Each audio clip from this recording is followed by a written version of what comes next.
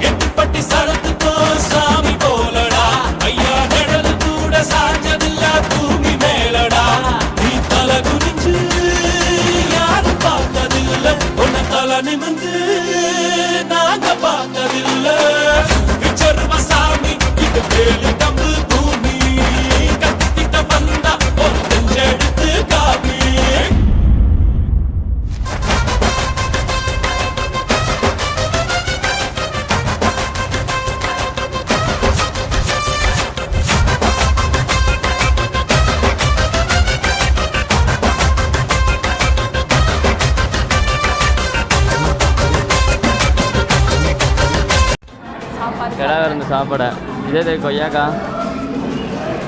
சைடிஷ்க்கா சாப்பிடுங்க.